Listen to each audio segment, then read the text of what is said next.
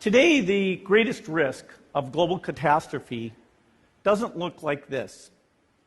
Instead, it looks like this. If anything kills over 10 million people in the next few decades, it's most likely to be a highly infectious virus rather than a war. Not missiles, but microbes. Now, part of the reason for this is that we have invested a huge amount in nuclear deterrence.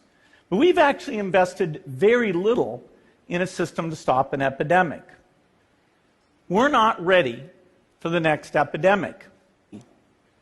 You can have a virus where people feel well enough while they're infectious that they get on a plane or they go to a market.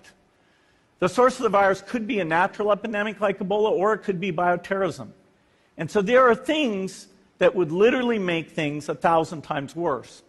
In fact, let's look at a model of a virus spread through the air like the Spanish flu back in 1918. So here's what would happen. It would spread throughout the world very, very quickly. And you can see there's over 30 million people die from that epidemic. So this is a serious problem. We should be concerned. But in fact, we can build a really good response system. We have the benefits of all the science and technology that we talk about here. We've got cell phones to get information from the public and get information out to them. We have satellite maps where we can see where people are and where they're moving. We have advances in biology that should dramatically change the turnaround time to look at a pathogen and be able to make drugs and vaccines that fit for that pathogen. So we can have tools, but those tools need to be put into an overall global health system, and we need preparedness. The best lessons, I think, on how to get prepared are, again, what we do for war. For soldiers, we have full-time waiting to go. We have reserves that can scale us up to large numbers. NATO has a mobile unit that can deploy very rapidly. NATO does a lot of war games to check, are people well-trained?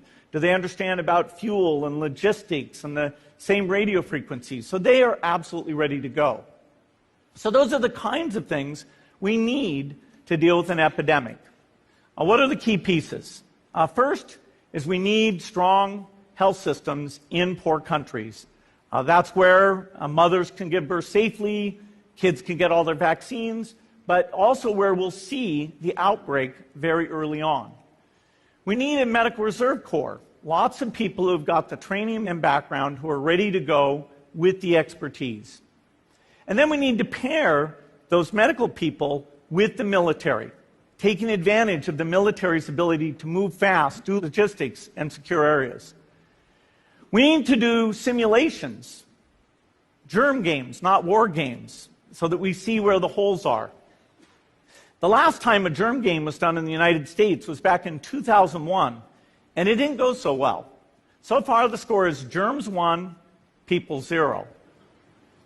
Finally, we need lots of advanced R&D in areas of vaccines and diagnostics. There are some big breakthroughs, like the adeno-associated virus, that could work very, very quickly.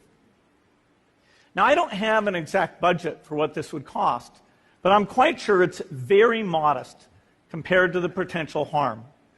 The World Bank estimates that if we have a worldwide flu epidemic, global wealth will go down by over $3 trillion, and we'd have millions and millions of deaths.